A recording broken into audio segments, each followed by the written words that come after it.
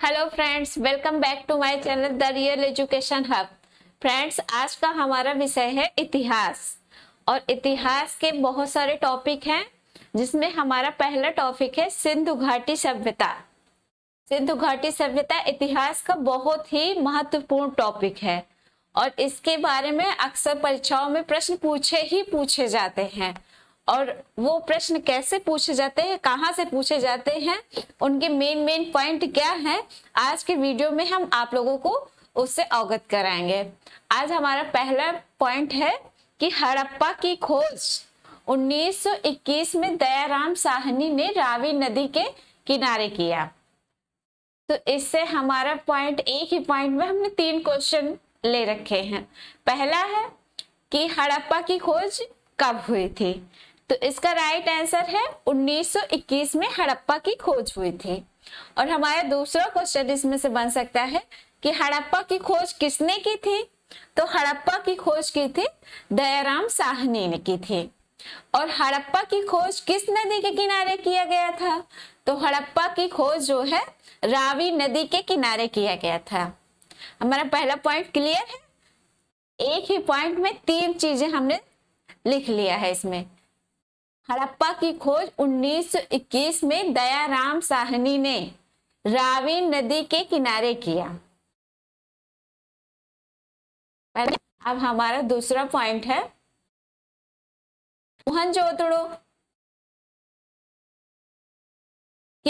1922 में राखल दास बनर्जी ने सिंधु नदी के तट पर किया था।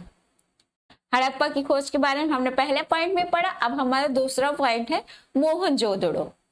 तो मोहनजोदड़ो की खोज 1922 में हुआ। हड़प्पा की खोज 1921 में हुई थी और 1 साल बाद मोहनजोदड़ो की खोज 1922 में हुई है। और इसकी खोज किसने की, राखल दास बनर्जी ने की थी। उसकी हड़प्पा की खोज दयाराम साहनी ने किया और इसका राखल दास बनर्जी ने किया था। और उसकी खोज रावी नदी के किनारे किया गया था, हड़प्पा की खोज। और मोहनजोदड़ो की खोज सिंधु नदी के तट पर किया गया। हड़प्पा और मोहनजोदड़ो तीनों की खोज किसने की, किस सन में की और किस नदी के किनारे की। 2 प्रश्न, हमारे 3 प्रश्न इसमें से बन सकते हैं और तीनों का हमने क्लियर कर दिया है। और हमारा तीसरा पॉइंट है मोहनजोदड़ो को मृतकों का टीला भी कहते हैं। ये भी क्वेश्चन आता है, मृतकों का टीला किसे कहते हैं, तो इसका राइट आंसर रहेगा मोहनजोदड़ो को मृतकों का टीला भी कहते हैं। और हमारा चौथा है सिंधु सभ्यता। सिंधु सभ्यता काष्ठ युगीन थी। सिंधु सभ्यता मात्र सत्तात्मक भी थी। उसमें कांस्य धातु का ही प्रयोग किया जाता था। सिंधु सभ्यता में लोहे का इस्तेमाल करना वो लोग नहीं जानते थे, सिर्फ कांस्य धातु का ही इस्तेमाल करना जानते थे और सिंधु घाटी सभ्यता में। और वहां उस टाइम पे जो हमारा परिवार रहता था वो मात्र सत्तात्मक था। उसमें ये नहीं था कि अब है हमारा ज्यादातर भारत में जो है पितृसत्तात्मक सत्ता चलती है, पितृसत्ता, पिता से पुत्र को। लेकिन उस टाइम पे माता से पुत्री को मात्र सत्तात्मक था, माता से पुत्री को मिलता था। आज भी है, बहुत सारी जनजातियों में है, लेकिन बहुत कम मात्रा में है मात्र सत्तात्मक। लेकिन जो है इस समय तो पितृसत्तात्मकता है। और पहले जो है इसमें सिंधु सभ्यता के समय जो है मात्र सत्तात्मकता थे, उसमें जो है माता से पुत्री को मिलता था। तब स्त्री प्रधान समाज था, आज हमारा समाज पुरुष प्रधान समाज है। और हमारा 5वां पॉइंट है सिंधु सभ्यता शहरी सभ्यता थी। घरों के मकान पक्की ईंटों के बने होते थे। तो सिंधु घाटी सभ्यता जो थी वो शहरी सभ्यता थी, शहरी सभ्यता थी, ग्रामीण सभ्यता नहीं थी। और घरों के मकान जो मिले हुए हैं सिंधु घाटी सभ्यता की खुदाई में वो पक्की ईंटों के बने हुए थे, कोई कच्ची ईंटों की नहीं, पक्की ईंटों के बने हुए थे सिंधु घाटी सभ्यता के मकान।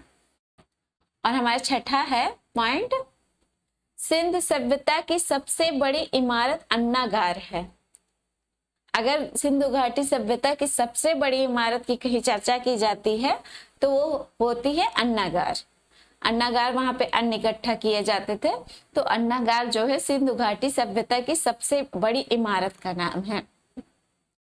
फ्रेंड्स, अगर आपको हमारे चैनल पर हमारे मनोविज्ञान की वीडियो देखनी है तो आई बटन पर क्लिक करें और जो है उनको वीडियो को भी देख सकते हैं, मनोविज्ञान के वीडियो को भी देख सकते हैं आप। हमारा 7वां पॉइंट है मोहनजोदड़ो से नर्तकी की कांस्य मूर्ति प्राप्त हुई है। जो नृत्य करते हुए नर्तकी की कांस्य मूर्ति प्राप्त हुई है वो मोहनजोदड़ो की खुदाई से ही प्राप्त हुई है। और 8वां पॉइंट है सिंधु सभ्यता का मुख्य फसल। सिंधु सभ्यता की मुख्य फसल कौन कौन सी थी, ये क्वेश्चन भी आता है।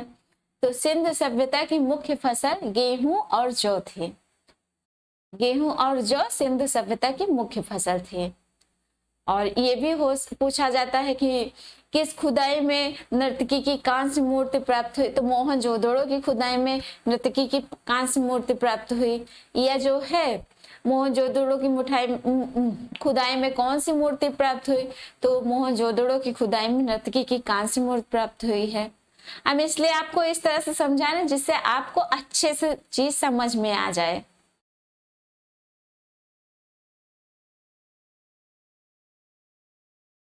देवता, सिंधु घाटी सभ्यता के प्रमुख देवता कौन कौन थे? मातृ देवी और पशुपति, ये उनके जो है देवता थे, मातृ देवी और पशुपति।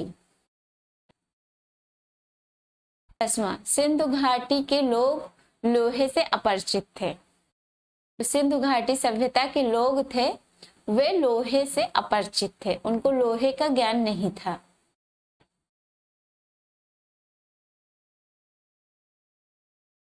का पत्तन शहर बंदरगाह गोदीवाड़ा लोथर के चावल के साक्ष्य प्राप्त हुए हैं।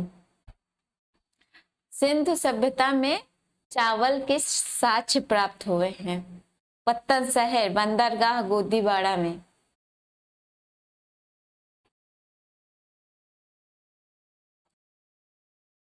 राजस्थान में पड़ता है, जुते हुए खेतों के साक्ष्य प्राप्त हुए हैं। सिंधु सभ्यता में जो जुते हुए खेत थे उनके साक्ष्य प्राप्त हुए हैं। कालीबंगा राजस्थान में भी खुदाई की गई है तो वहां पे मिले हैं। और ये भी प्रश्न आ सकता है कि कहाँ प्राप्त हुए हैं जुते हुए खेतों के साक्ष्य, तो कालीबंगा में जुते हुए खेतों के साक्ष्य प्राप्त हुए हैं। और हमारा 13वां पॉइंट है सिंधु सभ्यता का आकार त्रिभुजाकार है। सिंधु सभ्यता का जो आकार था वो त्रिभुजाकार था। जो हमारे 7 सप्तकी प्राप्त हुए हैं उनमें जो है ये पता चला है कि सिंधु सभ्यता शहरी सभ्यता थी और उसका आकार जो है त्रिभुजाकार था। इसमें से प्रश्न आ सकते हैं कि सिंधु सभ्यता का क्या आकार था, तो सिंधु सभ्यता का आकार त्रिभुजाकार था। 14वां प्रश्न, सिंधु सभ्यता की लिपि भाव चित्रात्मक थी। जो उनकी लिपि थी वो भाव चित्रात्मक थी। सिंधु सभ्यता की वो भाव को चित्र बनाकर रखते थे, वही उनकी लिपि थी। सिंधु सभ्यता में नगरों का निर्माण नदियों के तट पर किया गया था। जो सिंधु सभ्यता थी उसमें जो नगरों का निर्माण किया गया था उन नदियों के तट पर किया गया था, क्योंकि तब तो एरोप्लेन और सड़क की सुविधाएं उतनी थी नहीं, तो नदियों से ही जो है नावों से ही व्यापार किया जाता था। इसलिए जो नगर बने हुए थे सिंधु सभ्यता के वो नदियों के तट पर ही बने हुए थे। पहले जितने भी बड़े बड़े राजाओं के महल हुआ करते थे, जो भी हुआ करते थे वो नदियों के तट पर ही हुआ करते थे, क्योंकि वहां से उनको सामान लाने ले जाने में और हर चीज की सुविधा वहां पे उनको ज्यादा मिल पाती थी। इसलिए जो है सिंधु घाटी सभ्यता के नगरों का निर्माण नदियों के तट पर ही किया गया था। खुदाई में प्राप्त स्नानागार सिंधु सभ्यता की मुख्य विशेषता में से एक है। जो खुदाई हुई है सिंधु सभ्यता की उसमें जो है एक स्नानागार, विशाल स्नानागार मिला है। तो वो जो है स्नानागार जो मिला है वो इसकी एक मुख्य विशेषता है। आ सकता है कि सिंधु सभ्यता की मुख्य विशेषता क्या है, तो सिंधु सभ्यता की मुख्य विशेषता है स्नानागार।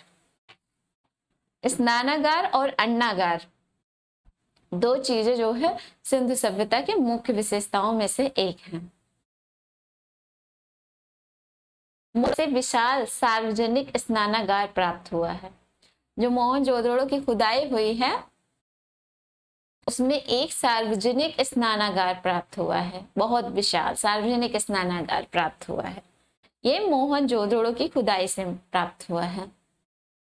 और 18वां प्रश्न है, सिंधु घाटी की सभ्यता से संबंधित छोटे छोटे संकेतों के समूह को सिंधु लिपि कहते हैं, इंडस स्क्रिप्ट कहते हैं। इन्हें सिंध सरस्वती लिपि और हड़प्पा लिपि भी कहते हैं।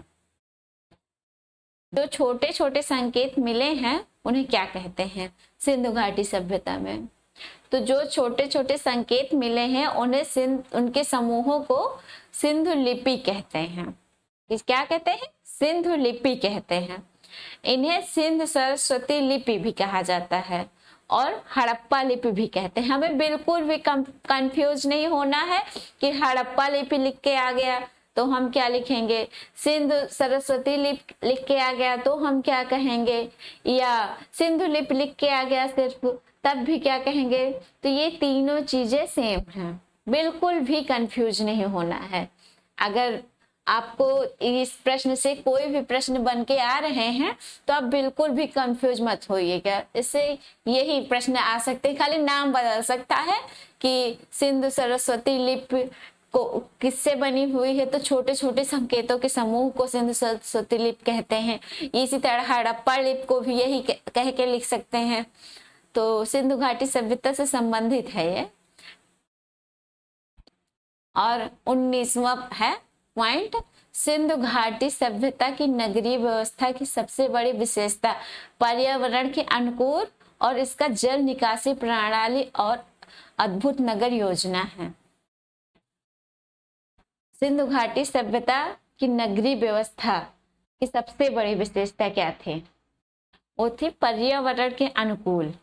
जो उनकी नगरीय व्यवस्था थी आजकल के समान नहीं थी कि प्रदूषण ही प्रदूषण हो जाए। उस टाइम पे ऐसा नहीं था। उनकी जो व्यवस्था थी, सोचे कितना अच्छा था उन लोगों की प्रणाली। इतने साल पहले इतना अच्छा सोच गए थे कि पर्यावरण के अनुकूल थी। उनकी जो नगरीय व्यवस्था थी वो पर्यावरण के अनुकूल थी। और इसका जल निकासी प्रणाली, जो जल निकलने के लिए नालियां वालियां बनी हुई थी, वो बहुत ही अच्छी थी, बहुत अद्भुत थे। आज के समान देखो, थोड़ा सा भी पानी बरस जाता है शहरों में तो पानी पानी हो जाता है पूरा शहर। मुंबई है या कोई भी शहर है, 2 दिन पानी बरस गया तो समझ लो शहर पानी पानी हो गया है। लेकिन तब आज के इतने साल पहले 3300 ईसा पूर्व में ये हाल था कि जो है पानी का निकासी की प्रणाली बनी हुई थी कि कैसे पानी निकलेगा, पानी इकट्ठा ना हो, या कहाँ हमें पानी इकट्ठा करना है गर्मियों के लिए। ये सारी चीजें कैसे, मतलब कितना अच्छा सोच के किया था इन लोगों ने। और इनकी जो नगर योजना थी वो बहुत अच्छी थी।